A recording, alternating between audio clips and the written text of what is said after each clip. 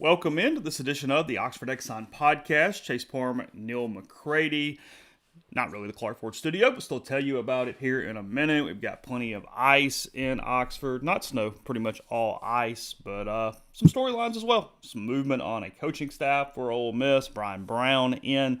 Canado Hudson out. The Rebels sweep a couple SEC home basketball games over the week, beating Florida and Vanderbilt as well, 69-56 over the Commodores on Saturday afternoon at the Pavilion. A week of road games now coming up for the Rebels as they are 2-1 in the SEC. We'll discuss that a little bit. Big recruiting day for Ole Miss yesterday. Yam Banks from South Alabama commits. Daquan Wright, the tight end from Virginia Tech, commits. All that and more coming up on today's show. Show brought to you every day by the Oxford Exxon Highway 6 West in Oxford. You know all about the lunch specials, $5.69, 2 sides, bread, any size, fountain drink on those. The Beer Cave here locally in Oxford, and then up and down I-55 and North Mississippi as well for those locations of the Blue Sky. The Clark Ford Studio, 662-257-1900 is the phone number. Highway 25 South in Amory. Corey wants to be your truck guy, wants to be your car guy. He will take care of you no matter where you are in the car buying process. So give Corey, our friend, a call and let him assist you with that. And then I guess technically Neil on the Campbell Clinic hotline this morning. Yep, the Campbell Clinic is in Oxford now, 2608 South Lamar Boulevard, Suite 102, just across the street from the cottages at Hooper Hollow. Campbell Clinic provides full-service orthopedic care, everything from sports medicine to foot and ankle surgery to spine, total joint care, pediatric orthopedics, physical therapy, and more. To book an appointment, go to campbellclinicoxford.com or call 901-759-3111. Walk-ins always welcome at the Campbell Clinic, Monday through Friday, 7:30 a.m. to 4 p.m. Neil, you hanging in there? Appreciate you playing hurt a little bit. How you feeling? I feel okay. I mean, still have some pain, still soreness and stiffness and all that stuff, and painkillers had me a little loopy. Not sure I remember everything from the weekend, but I'm here. It's gonna be 5 long weeks. Well, you picked a good week from a lot of different ways. You and I were talking about it yesterday. There's no good time, but this is probably the best time in your calendar, A. And then B, you get a week here where nobody's doing shit anyway. I mean, it is nothing but ice outside right now. I'm a little confused because I keep seeing additional snowfall today. Unless I am a really bad meteorologist, I'm not aware of any snowfall in Oxford. It has been pretty much all freezing rain and sleet. If you just drove up, you would think it's snow on the ground, but it's not. It's ice and sleet. If you're getting out, I know I'm probably the 1,000th person to tell you, but don't unless you just have to. Jim Cantori came to town yesterday, and that's typically bad signs for whoever is in his path at that point. It is not snow. I think we got completely jinxed by the emergency management yesterday, predicting no ice in the snowfall. Instead, we've had very little snow in the ice fall to this point. Yeah, everybody kept talking about 5 to 8 inches of snow, and I was looking at the radar going, but we're in the ice. I don't understand. You miss one prediction doing what we do, and everybody reminds you of it forever. Weather people get to be wrong all the damn time, and nobody holds it against them. It's bizarre. Yeah, it is pretty much nothing but ice. If you're doing the sleds and stuff, I'm sure it's plenty slick. You'll be able to do that, but not good weather to travel in. Not good weather for much else. Not many snowmen going on in Oxford at this point. It's a lot of ice. So a lot of things here. I'll set you up a little bit. Ole Miss picks up a couple commits yesterday. Again, Yam Banks from South Alabama, Daquan Wright, the tight end. Both those significant in their own ways. It feels like in some ways Banks is kind of a 1-for-1 for Material McDonald, who ended up going to Louisville from Tennessee, playing defensive back there. Had a really nice career at South Alabama with Kane prior to coming to Ole Miss. And then they obviously needed tight end depth. They needed somebody to go with Prescorn, with Hudson Wolf. You know that injuries happen. You saw it happen this past season in a lot of ways. I thought that was kind of an incredible get, considering somebody coming into the portal, coming in with options, and knowing that not just sharing the load with Prescorn, but knowing that you're pretty much number 2 when you enter that. That was a pretty good pull at a spot that was really needed. I just appreciate the fact that Daquan Wright communicates like a human being. Most recruits, especially portal guys, do not. They do not deal with any media at all. And he answered questions. He said, "Hey, let me get settled in the airport, and I'll call you." And I was like, "Hey, look, this is really elementary, fundamental stuff. These are my 4 questions. If you want to call me, you can. If you just want to send me the answers to this, you can do that too." And he goes, "Yeah, I'll just do that." He sent me the answers to the questions. I was able to plug them into a story, and off we went. It was super simple. It just shows you how.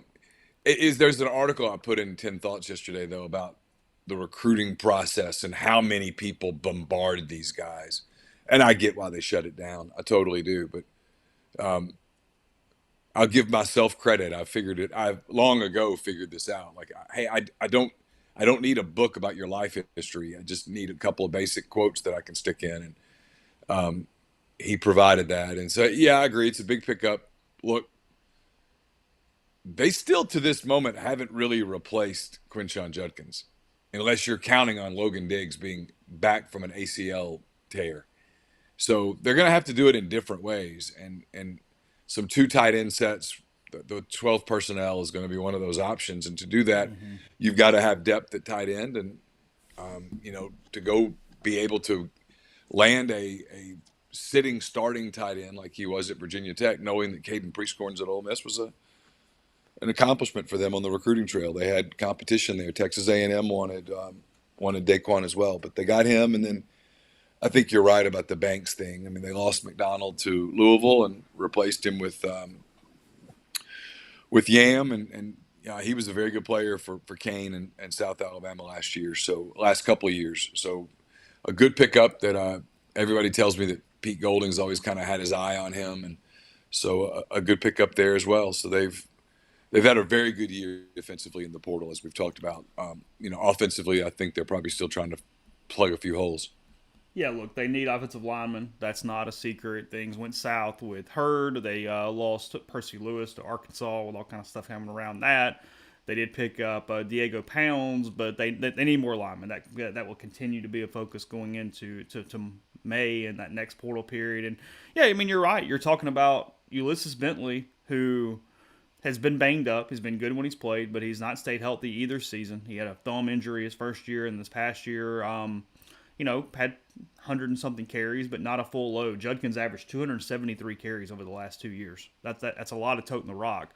And Diggs is coming off an ACL injury. So even if you assume that he is 100% healthy, Ole Miss thinks that it's possible he misses the first couple games of the season. They're not counting on him there in the opener or the next game. And it's a by-committee approach, but this is somewhat sourced, and then also just kind of my guess. I still think they find a way to sign another running back in May. I think you're talking about one more back on this roster, because right now, from a scholarship standpoint, it's those 2 guys in Riscano who they keep saying nice things, and I'm not saying they're wrong, but he hasn't had a collegiate carry yet. So I don't know what that's going to look like. They probably do need to go Auburn, not Arkansas. Grind, you're right. Need to get a 4th back. I mean, you need a 4th scholarship back, especially when you've got either the injury present or the injury history with the 2 main guys you're trying to make it work.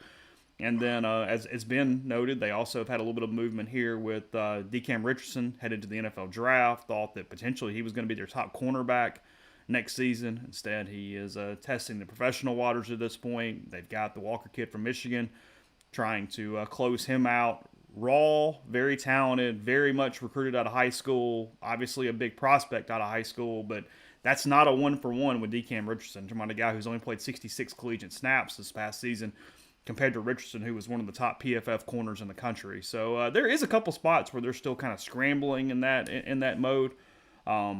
Whoever ends up playing throughout that secondary will have a new coach. Ole Miss never announced Kenedo Hudson's departure, but they have announced his replacement in Brian Brown, the former Ole Miss player from Corinth. He's been at Cincinnati most recently. He's been at Louisville, been in Appalachian State as well. And, the numbers came back to earth a little bit for him. He was one of the top defensive coordinators in the country when he was with the Cardinals at Louisville. Came up with Satterfield through Appalachian State. it was indicative. It's kind of funny because had you gotten Brian Brown a couple years ago for the spot, it'd been like, oh my God, you got one of the best position coaches in the country, and you did all this, and you get a recruiter and this dynamic guy, and then you look at it and you go, hey, his numbers at Cincinnati were whatever. He hasn't forgotten how to coach. What it tells me is that Cincinnati got into the Big 12, and that's an entirely different animal. And that changed everything as far as production and what was possible. And suddenly, compared to Appalachian State, where you're running that conference, or at Louisville, where they've been very competitive inside the SEC for the most part, your gun doesn't look the same when you're in the Big 12 suddenly and you've got Cincinnati on your chest. Oh yeah, for sure. I agree with all of that. The one thing I'll say is, it's pretty obvious what's coming over the next 3 months. Ole Miss is going to get in the tampering portal pretty hard, and then come May they'll try to pull probably a running back out of the transfer portal. I would guess another offensive lineman, maybe two, and then look. I don't think you can put Deion Smith's name in ink here in August. I mean, there's still some work he's got to get done to be academically eligible. So I won't be shocked if they add another receiver from the portal in May. But I know Golding's got a shark emoji thing out this morning. I don't know who that is. I'm assuming maybe it's the kid from Michigan, but I don't know. And then I think things will slow down at that point until May, and then they'll add a few guys, and we'll see come this fall whether they have enough. Yeah, the Michigan kid makes the most sense on what that is. Pete put that out sometime around 7 a.m. this morning. He was in town over the weekend. Pete was with him most of the weekend. I guess could be Blackshire if it wasn't, but that is a complete guess at this point. So my guess is the Walker kid from Michigan. Yeah, Blackshire was in Austin over the weekend. I don't think he committed to them either. I know he did not commit to Ole Miss on his visit to Oxford, but I think he was going to look at both places. And then, he could conceivably return to Alabama. He could get out of the portal and stay where he is. I'm sure that the new staff there will try to talk to him about that. Yeah, I mean, as you said on Deion Smith, I mean, best case scenario is he shows up in time for summer and August at this point. So it's becoming a little bit of one of the 5 or 10 guys that we feel like we talked about in recruiting forever and it never really came to fruition, or the guy was in multiple classes. I mean, it's starting to get into cliche territory a little bit with Deion if it doesn't happen this time. So, yeah, I mean, you have to be eligible academically, period, and that's been a challenge for him. Yeah. Alabama, Washington players can still get in the portal. They've got time to do whatever they want to do. Those hires have been made. Kalen DeBoer hired at Alabama. I guess that has happened since the last time we talked to you guys. And then Washington has hired Jed Fish, the Arizona head coach. Seemed like a really good hire for the Huskies there to replace DeBoer there in Seattle. Pretty good back-to-back hires for Troy Dannon, the new Washington athletic director. He was at Tulane prior to this, where he hired Willie Fritz, who obviously did a nice job there in New Orleans for the Wave. I saw some video where he was having Fish sign his a piece of paper that made it look like a contract, I would assume, on social media this morning. But those two hires have been made, so because of the head coach leaving stuff, you do have some portal flexibility with those programs. We'll continue to see what that means moving forward. I don't know at this point, but that's I don't either. That's the deal. The Washington offensive coordinator is following DeBoer to Alabama. Saw that. He's highly regarded at this point. Yeah, he's very well thought of. Ryan Grubbs is his name, I think. What is that fan base going to make the baseline expectation for DeBoer? Make the playoffs. It doesn't change? No. I mean, his expectation will be to seamlessly continue on the Nick Saban era, which is why if you're betting pass fail, you have to bet on fail. Well, because the pass fail would be complicated even for Nick Saban.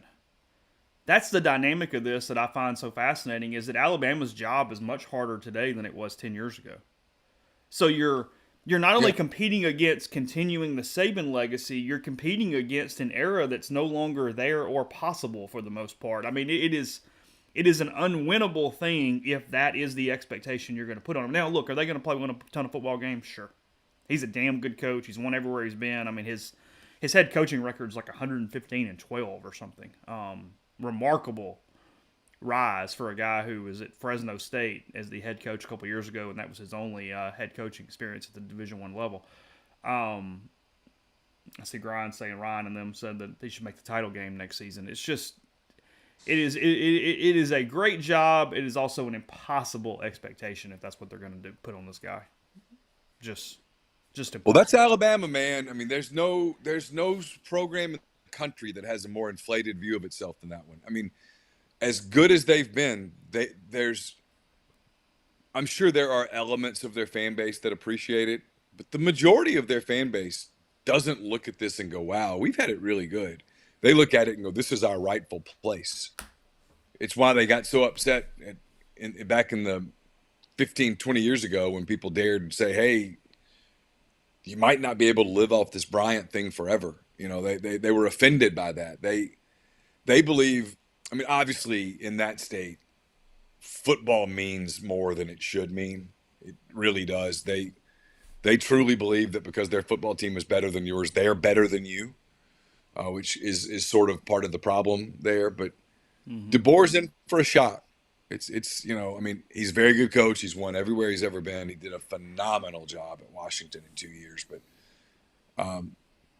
the expectation there is that you win big, you never lose, and that you win big at all times, and that's the quote standard. And the problem with that, as we've talked about, is that, I mean, look around the country, look around the league. There's a lot of schools that, especially now with the portal the way that it is, with NIL and pay for play the way that it is, there are a lot of programs that absolutely can compete with Alabama. I look at their schedule just quickly here as we're having this conversation, and I mean they have 4 legitimately difficult games if you think they're going to win the Iron Bowl against Auburn. It's at home this year. I know it's been funky, so that's why I'm adding that as this 5th whatever. Although Hugh has plenty of his own problems right now. They're at Wisconsin, but that should be a winnable game on September 14th, the game they win. They have a bye week prior to Georgia. They play Georgia in Tuscaloosa on September the 28th. Everybody's already kind of circled that one a little bit. It's one of the reasons why if Ole Miss just holds serve, they'll continue to move up in that preseason ranking throughout the season because they are 6-0 and teams have to lose in front of them. They're at Tennessee, obviously the third Saturday in October. And then they got Missouri at home on October 26th. They have LSU in Baton Rouge on November 9th. And they have Oklahoma in Norman the week before the Iron Bowl. Those are the significant games on their schedule to this point. So It's going to be a hell of a league, no question. I mean, they'll be good. Georgia's going to be good. Ole Miss is good. Missouri's good. Texas is good. Tennessee's going to be good. LSU's not going to suck. No, they're not. They're really not.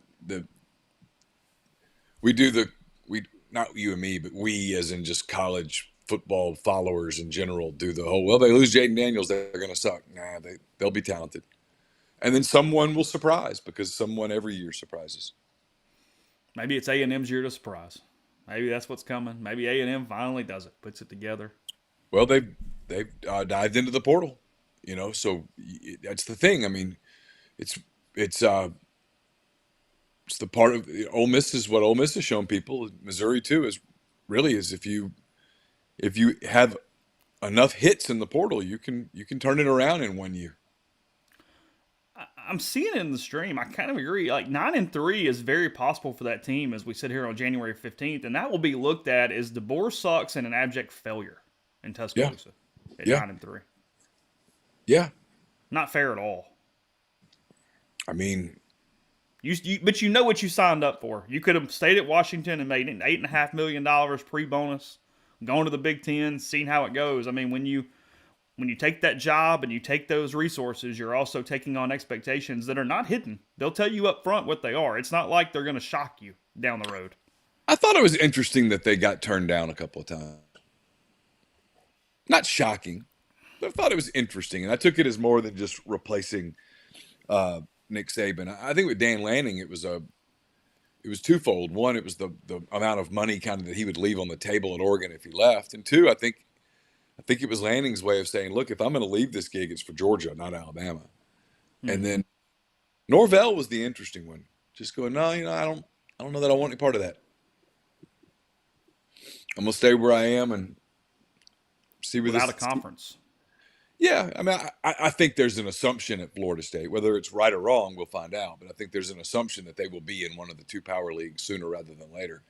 But I think it was his way of going. That's not. That's.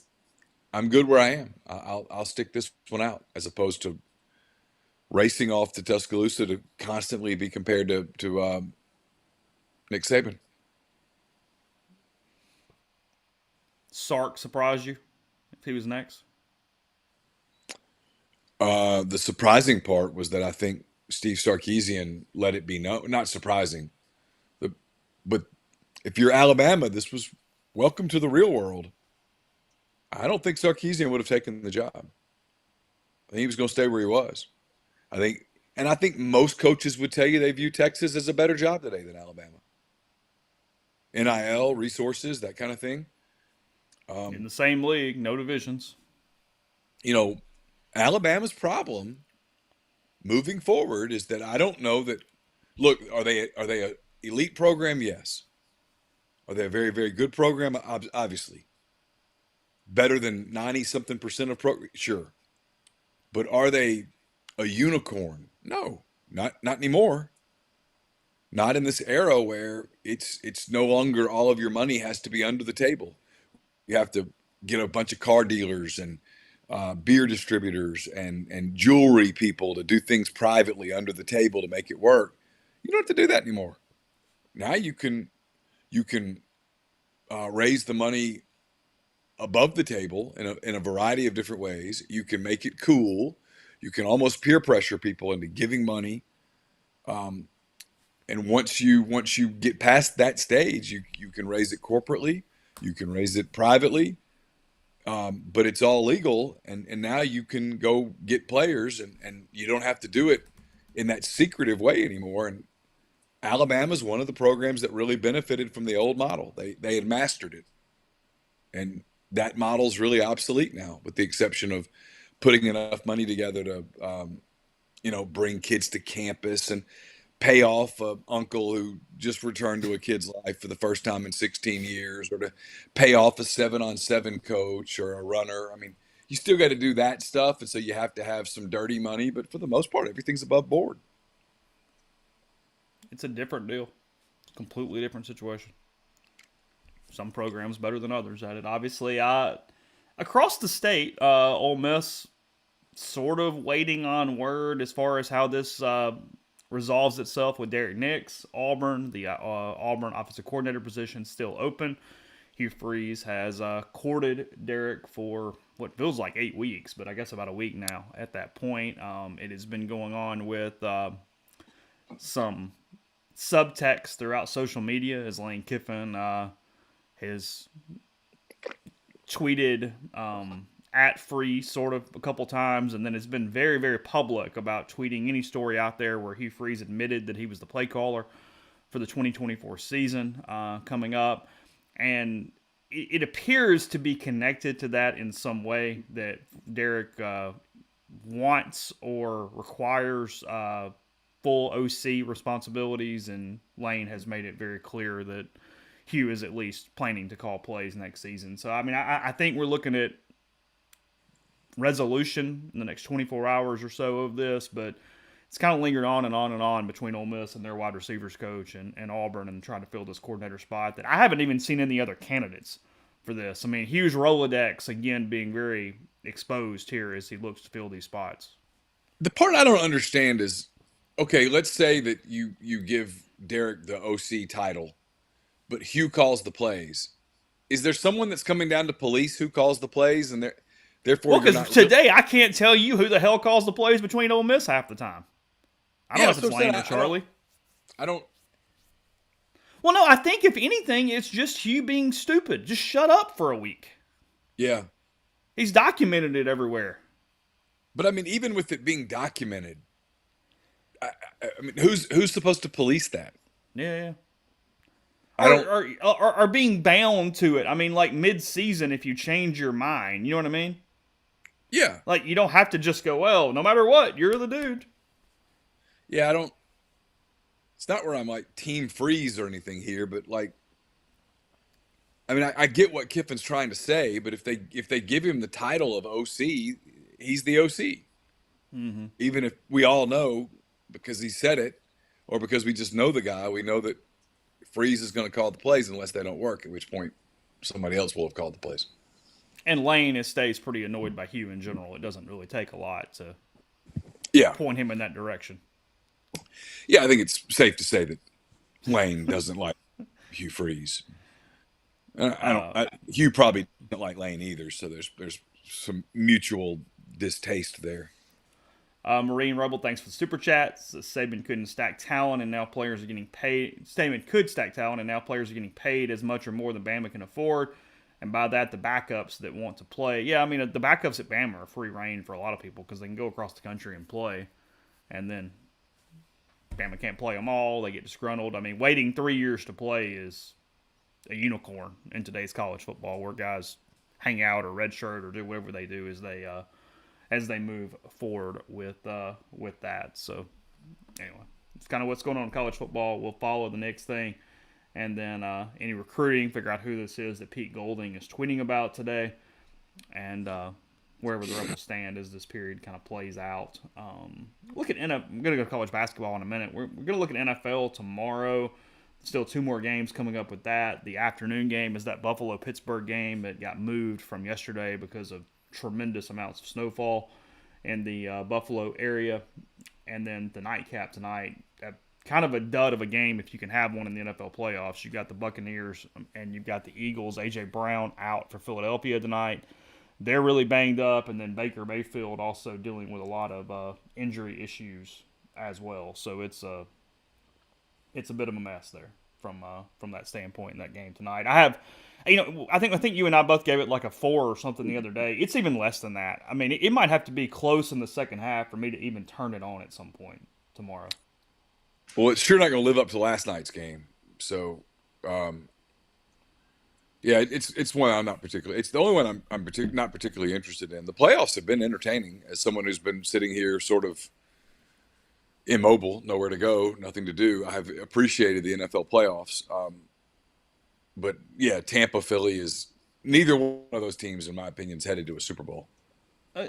Again, it'll be the main thing tomorrow, so I'm not going to use up all of our content right now, barring whatever happens today on the college football side of things. But, last night's game, clearly the best game of the weekend, the only game that hasn't been a blowout to this point. And I've liked Detroit all year. They're fun. I like Jared Goff. Dan Campbell is entertaining to me. So I definitely have nothing negative about the Lions, but because of Dylan and whatever, and even despite my Saints situation, I do kind of pull for the Rams. Last night was odd because I was really happy for that Lions fan base. They haven't won a playoff game in 30 years. I know a couple really diehard Lions fans. Was really happy for them as that thing played out last night.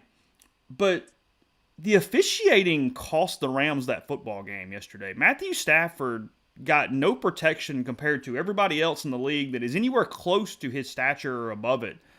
I just found it sort of interesting that, look, I'm not advocating. I think they probably call too many penalties at times, but it is where today's NFL is situated. And I think because of the romanticism around it being the Lions, that got no play at all. Everybody completely ignored that the Rams essentially had their 2 best offensive players taken out of the game, which would have been personal fouls with a lot of other players in the league. I mean, Matthew Stafford's a Super Bowl champion veteran and doesn't get the level of protection that some rookies get. It's a really interesting thing week after week after week. I don't really know why it is. I'm not doing it's rigged. That's not my point. But when you watch it play out in real time, you go, oh my God. Had that been Mahomes, we would have filed lawsuits last night. And yet you just kind of moved on because it was Detroit. Yeah, I'm going to have to watch a replay because I think I took my pain meds around halftime, and I don't really remember the second half. I slept through a good portion of it. I woke up and saw the score. Yeah, so I can't comment on the officiating part. I just remember the part of the game that I did watch was really entertaining. You could tell that it was everything that we kind of thought it would be, which is what it was. The one that I thought was interesting, and again, we won't waste our content here, but I thought Green Bay Dallas was a fascinating football game on so many levels. If you're Dallas today, I think today's the look in the mirror day. and you have to acknowledge this isn't going to work. We can keep repeating this. We can keep doing it. It's not going to work. And that's painful.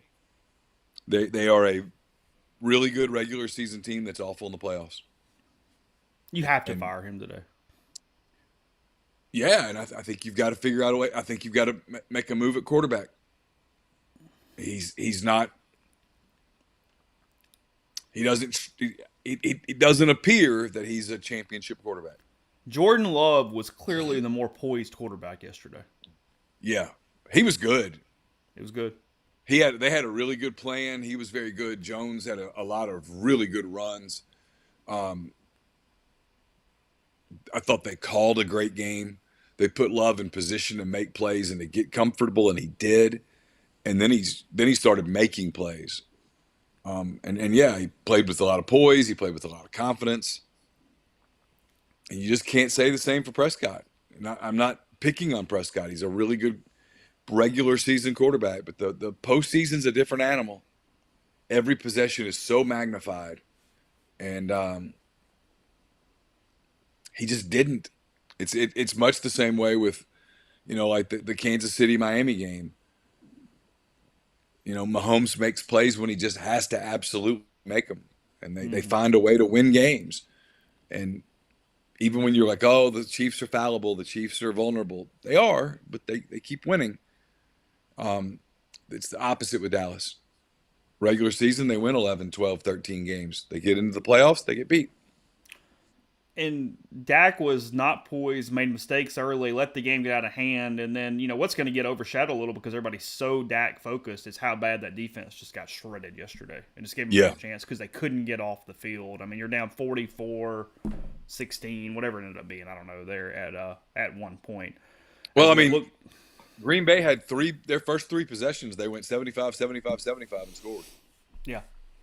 I mean, if you tell the Packers coaching staff before the game, hey, first three drives we're going 75 yards and scoring, they're like, we're advancing, and they did. They made enough plays on defense to put the game away, and then Dallas. A lot of what Dallas got really was in junk time when Green Bay was like, okay, look, we're going to let you drive the field, but we want you to eat 6-7 minutes to do it. The start to the Cowboys game for the Packers was very similar to what the Lions did to the Rams, but what you saw Stafford and the Rams do was answer and stay kind of in it and hey, hit some plays and don't freak out. Dallas just freaks out. And look, it's last thing, and I am moving on to basketball. It's still indicative to me that all these teams lost. You had blowouts. Jerry Jones still the only guy that goes right to the mic. It is a culture issue. It is all screwed up all the way around. Jerry can't shut up. He can't make it not be about him at this point. And now look, he's not changing his stripes at this point of his life. It is what it is. But I do think it's relevant to why they have not been anywhere near a contender in the last 25 years at this point. So, again, we'll hit it tomorrow. Schedule not quite set. We know when the games are going to be. We don't know the teams in them completely, as two of those have to be decided today. The Ravens do not know who they are playing. The Texans don't know who they're playing. The Chiefs don't know who they're playing. And then we have this Steelers-Bills game remaining in the AFC, and again, Bucks and Eagles in the NFC at this point. As I alluded to at the beginning of the show, Ole Miss 69, Vanderbilt 56. Saturday from the Pavilion. The Rebels moving to, I think, 15-1 overall. 2-1 in the SEC. Matthew Morrell had 18 or 21 in the first half. Ended up playing incredibly well. Ole Miss played pretty sloppy, honestly. It was not their best game of the season by far. But I thought the one notable thing, we're not going to go crazy breaking down a game that Ole Miss won by 13 points against the worst team in the league at home. But Vanderbilt did cut it to 3 at one point in the second half, and you could have had a freak-out moment right there. It was starting to get a little dicey. Vanderbilt was using some length inside. They were playing some zone. Ole Miss wasn't hitting shots. Couldn't get inside in the zone. Couldn't shoot over it. It got kind of funky offensively for Ole Miss. And when Vanderbilt hit that shot to go up to be only down 3, Ole Miss comes right back. I think Morrell or Murray hits a 3. They go on a little 8-0 run there, spurt to push it back out to 11, and that decided the game. It was just kind of another growth point in this, a game that you absolutely could not lose from a metric standpoint. Frankly, you can't lose many home games, period, because you're just trying to count wins in this very difficult league right now. But it was the only time of the game where I really went, okay, that is sort of what the story of it is, or something that we can take forward, and that's that they had another chance to sort of freak out, and they didn't. They found a way to push it out, and then it ended up being a laugh for the last 8-10 minutes or whatever it was, as Ole Miss stayed ahead by double figures, and they even covered. Vanderbilt completely shut the game down with about 2 minutes left. Didn't foul, didn't do anything, and it just sort of sat right there at 11-13, and Ole Miss wins by 13. The line was 12. So that was it. Uh, I agree with that. I agree. They had a chance to freak out, and they didn't. They did what they needed to do last week. They needed to win 2 home games. They needed to beat Florida and beat Vanderbilt and hold serve. They did. And so now they get 2 road games this week where if you could find a way to steal one, and the one to steal would be the one on Wednesday night against LSU. Yeah. Auburn. I think Auburn's elite right now. But if you could find a way to steal one, you're 3-2, and suddenly you're in great shape. But even if you don't, even if you're 2-3 at the end of the week, I think you get Arkansas at home, and then maybe it's at Columbia. Just 9, 10 SEC wins is probably going to get you in the tournament. And right now they're at College Station. Oh, at College Station. Okay, and they had a big win over who'd they beat? Kentucky. They did, yes. Yeah. So I mean, the league's hard. It's getting to the tournament's going to be hard. I think this is going to be a bubble team. They sort of look like one. But sorry about my text. The family text is going wild. Oh, you're good. Yeah, I mean, I do like the poise they play with. They're learning how to win. I mean, last season, Ole Miss won 3 SEC games. 3. They already have 2. So, and there is something to that learning how to win thing. Learning how to finish games, learning how to bounce back from a loss, learning how to flush a loss, all of those things. They got blown out in Knoxville, and they just let it be what it was, which was 1 loss, and they just moved on. And they got the win over Florida, and then the Vanderbilt game didn't have some of the juice that you normally would have for a league game, and yet they found a way to win it. And now I think they have a real opportunity on Wednesday in Baton Rouge against LSU. I think this is a very stealable game for them. LSU's played well. LSU's been good. LSU got beat, I think it was like 16, 18 points at Auburn, which is nothing to be ashamed of. Auburn's really, really good, especially at home. But this will be a real opportunity for Ole Miss in Baton Rouge. Yeah, Morrell finishes with 24. He goes 9 for 17 from the field, 6 of 12 from 3. Alan Flanagan added 16 on 5 of 12 shooting. Jalen Murray, 3 of 11 from the field for 12. Had a big 3, though, during that period I was talking about. Brakefield didn't do much. He was down to only 4 points, but they found a way to win despite that. And then Cisse, pretty efficient. He ends up 3 for 3 from the field, 9 points. Gave him minutes, didn't get into foul trouble, and Sharp was kind of in foul trouble most of the game. So I thought Cisse was pretty critical down on the block a little bit there for Ole Miss in the front court. During that, Ole Miss shoots 40% from the field, 40% from 3, and then 73 from the stripe on that, 11 for 15 from the line. Vanderbilt 37%, 22%, and 60%. Ole Miss up to 43rd nationally in offensive adjusted efficiency per KenPom, so top 50 offensively efficient team right now for the Rebels. They're at 121 defense, and still that just 338 offensive rebound giving up percentage right now nationally. The one just black hole they have in their metrics that kind of is what it is. They're having to play around it. They're having to shoot through it. It's how they won, though, on Saturday, was that they won the rebounds. If they'd lost rebounds on Saturday, because Vanderbilt sort of played Brakefield off the floor, if they had lost rebounds, they would have lost that game. The fact that they kind of controlled the glass for most of the night was the reason that they won. By the way, why is everybody mad at Jerry Stackhouse for what he said? I don't think what he said had literally anything to do with Ole Miss at all. Like, not even to the point that I don't even think he was talking about Ole Miss. I think he is so frustrated with his job security and with Vanderbilt not putting money into NIL, with anything related to helping him put a roster together, that he simply picked out a team in a frustrated moment. And now look, Ole Miss did. They went in the portal. They made their team better. They went from 3-15 in the SEC to probably 8-10 SEC wins or whatever this ends up being for this group of Rebels. So, yeah, he had a good sample size. But look, no, Ole Miss is not the best team money can buy in college basketball. There are plenty of teams that are better than Ole Miss and the money they can buy.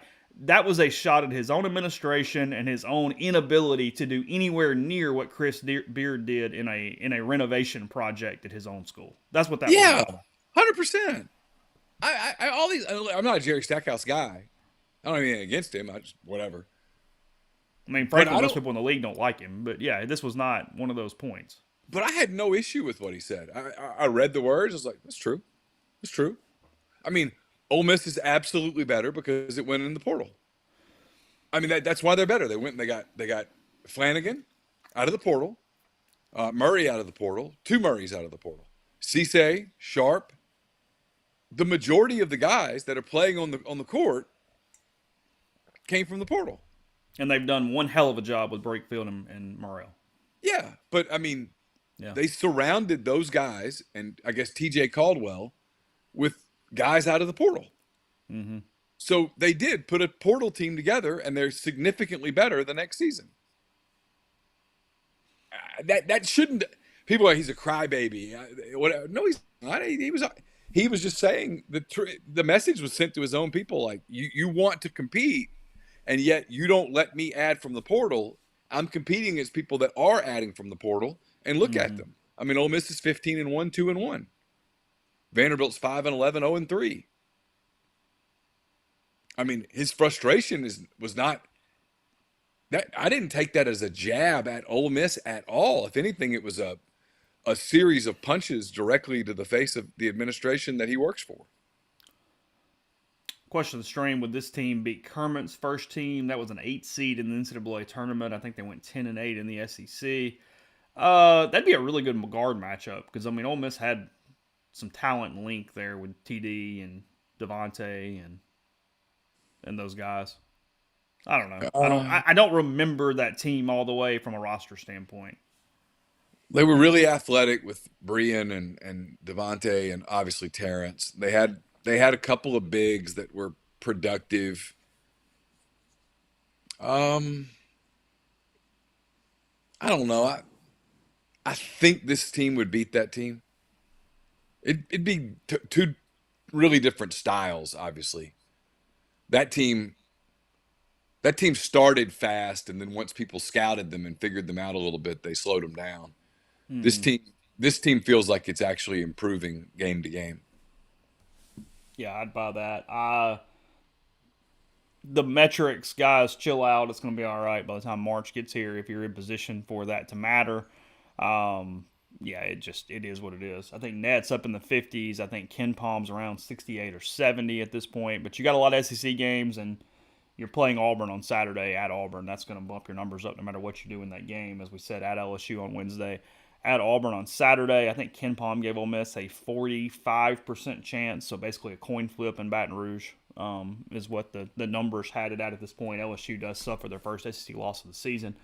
They were 2-1 prior to a 93-78 loss at Auburn on a Saturday night in that one. Elsewhere in the SEC, Georgia gave Tennessee one hell of a run in Athens, but Tennessee goes on a late spurt there to pull that away, give Georgia its first loss. They've been good under Mike this year. He's done a nice job with that team. Georgia's playing well, but Tennessee does win 85-79 in Athens in that game. The game you alluded to was in overtime. Texas A&M 97, Kentucky 92 in College Station on Saturday as they pulled it out.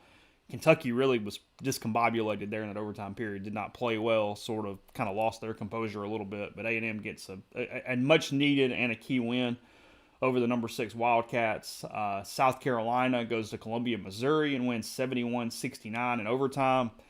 You mentioned it in 10 Thoughts. I mean, there are some parallels in Lamont Paris and Chris Beard and the way they've kind of changed we keep using the word culture, but the poise of their teams. I mean, that's a game, again, that South Carolina loses in the past in overtime right there on the road. I mean, they would just freak out. And instead, they've done such a good job kind of riding Michi Johnson and some other dudes, and he's put a good product on the floor in Columbia compared to what they should be. And Not so much in Missouri. They're starting to really scuffle and struggle there in Como. Yeah, the Missouri part's the surprising part because they were really good last season and played with from a culture standpoint. Look, it's so year to year now, It especially in is. basketball. I mean, you look around the league and there's example after example of where like the result is sort of baffling. Missouri's one of those teams. They should be better than they are, but it just hasn't come together yet. And he didn't suddenly become a bad coach. It just hasn't worked. You see it again. Like you see it at Arkansas. They're 0-3, Mm-hmm. and they look like a 4-14 sort of team. And I mean, he didn't. Musselman didn't forget how to coach. It just this particular group hasn't come together, and they don't make sense. So much of putting a team together now is making sure that you put a team together that complements one another. And the margins are so low Yeah, because the league's good. I mean, there's no gimme sitting there waiting on you for the most part, yeah. which is good. I There's mean, that metrically, the only metrically freebie is Vandy. There's a yeah. I think Arkansas, South Carolina are in the hundreds, and then everybody else is in the top 100. I You mean, spoke like of Arkansas. Go ahead. like Auburn's 8, I think. Bama's 5 or 6. Tennessee's still way up there too. Tennessee's up there. Kentucky's got a high number. Florida still has a very good net rating. There's Texas A&M has a good net rating. I mean, it's a metrically. It's why, like to your point, all the people freaking out about Ken Palm's computers. There's really no reason to. You're going to play 16 at minimum more SEC games, and I don't think Ole Miss plays Vanderbilt again. So No, I don't think so. every game you play is going to be against teams that are at least better than 120 or so in the net. So you're going to have opportunities, and the losses aren't going to hurt you. Like a loss at LSU on Wednesday night's not going to hurt Ole Miss, and a win would be a top 100 win. So they're fine. Just win games. I think they've got to get to. I think they've probably got to get to 10 SEC wins, but that might include Nashville. Mm-hmm. So if you've got 10 wins in the league after the first your first game in the SEC tournament in Nashville in March, you're probably feeling good about things. You spoke of Arkansas. Florida just absolutely killed them at the O'Connell Center on Saturday. 90-68 over the Razorbacks. I mean, just throttled by 22 there, and Yeah. and that one again. Arkansas's Ole Miss's next home game. That's Wednesday, a week from now, an 8 o'clock start for that one with the Razorbacks and the Rebels, and then 2 point game in the last minute before Alabama pulls away. They do win a game in Starkville, knocking off the Bulldogs 82-74 on Saturday night. Really well played game from both teams. State's playing well. Alabama's good, so. Yeah, those are two tournament teams. Yeah. Two teams played well. One, whatever. Ole Yeah. Miss gets State at home, I think, after the trip to College Station. So it's um, at LSU, at Auburn, the ultimate of ultimate free shots. Go to Neville Arena and see what happens in that one. Hope that some of Bruce's issues with Andy and Kermit carries over to Chris Beard, I guess. And then home against Arkansas, at A&M, and then back-to-back home games, and a huge week for Ole Miss. If you want to really look ahead, they've got Auburn and Mississippi State at home back-to-back that next week from a schedule standpoint. So it's kind of where that sits. But yeah, as Neil said, metrically it all looks pretty good for Ole Miss. Just kind of continue to win, see where it goes from there at that point. So yeah, not mad at Jerry Stackhouse. Rebels win, knock off Vanderbilt 69-56. In that one Saturday at the Pavilion. I saw a bunch of stuff on the message board. I actually thought the crowd was fine Saturday. It was pretty full. I didn't. There was nothing about the crowd that really threw me off on Saturday. Oh, it's so much better than it has been in such a long time. It's not an overnight deal. It takes a minute, and it's grown leaps and bounds in 15 games. So everybody, And chill out a little bit. the students aren't here yet. No, still another You week. know, I mean, Class starts a week from today. and you've been really bad for a long time. It's going to take a minute for people to completely get back into it. I mean, some of the whining and complaining about crowds is it's borderline obnoxious. People don't just immediately come back. That's not how that works. It They were really bad for what, 4 years, and one of those years was a COVID year where you did the whole COVID thing. Hey, stay 6 feet apart. You have to wear a mask, and you do this and that. People turned off to that. It is what it is. And then you came back from that, and they were really bad for a couple of years. And so it's going to take a minute for people to go, oh, you know what? Maybe it's worth investing in. It's going to take a minute. They've played 2 SEC home games. Just relax. I bet there's a big crowd for the Arkansas game for that night. And then as they get into February, and if this team continues to compete the way that it has, and I fully anticipate that it will, and the games get bigger, I think you'll see bigger and bigger crowds. It just takes a minute. But this yelling at people because they don't race to Oxford on a Saturday in January for a Vanderbilt game at noon, it feels just, I don't know, just relax. Your start times today for the NFL games, it's 3:30 on CBS for Steelers and Bills, and it is 7:15 on ESPN. I think ESPN and ABC kind of doing this dual thing for what is essentially Monday Night Football between the Eagles and the Bucks in that one. Last thing, I know he's getting a ton of buzz, multiple places, frankly, Dallas, Atlanta. Can you give me a real reason why I would want Bill Belichick running my franchise at 71 years old and after the struggles he's had the last few seasons? Because I don't have one, I'll be honest. No, Give me Mike Vrabel or somebody else all day. he's not who I would hire. I mean, I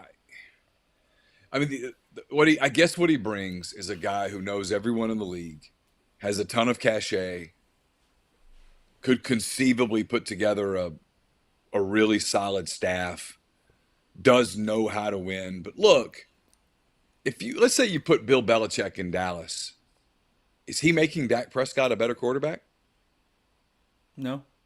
You know, if you put, I mean, the one that would make some sense is because Belichick has won when he's had a really good quarterback. Is maybe you put him in Los Angeles with the Chargers, give him Herbert, let him build around that. Although I think the rumblings are, and it could happen as early as today, is Harbaugh could interview there, and that's where he's going to end up, is the Chargers. He is interviewing officially today, yes. Okay. Yeah, I wouldn't be able to sell you on Belichick. I mean, has the game, not the game passed him by, but has the way you coach people passed him by? Can you be that difficult on, like, you watch like the Hard Knocks thing with Mike McDaniel? That's probably the norm now. By the way, I hear more sleet falling right now as we speak. It's only sleeting. That's all that's going on. It is 18 degrees outside. It feels like it's 4, and it's just sleeting. There's no snow. Yeah, and there's no snow at all.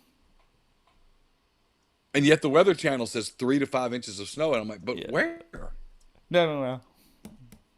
I mean, I don't Like, know. I don't know why that is. I don't know a bunch of meteorologists, but those people would really struggle with the reaction we get when we take LSU and lay the 2.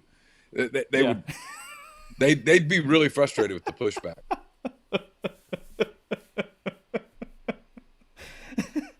That's true. I mean, the weather guy gets to go, hey, it's going to rain or it's not. There are 2 options. Okay, cool. Yeah, they're like, well, things changed.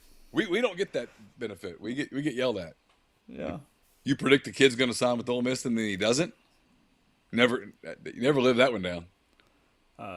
Apparently it's snowing huge in Hernando. Yeah, I think we're like right on the line. Anything north of us, I think, is actually getting snow. Okay.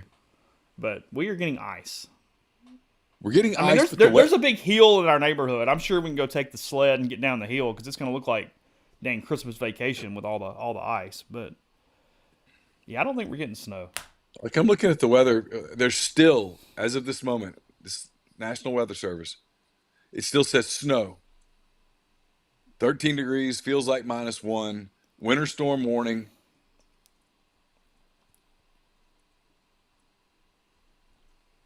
Let's see if they're still using the word snow. My weather app says sleet should continue for at least 3 hours. Okay. This says additional snow accumulations of up to 2 inches and There's ice no snow. accumulations of a light glaze, but there's nothing. Yeah, 15 degrees out right now. The high is 21. The low is 12 today.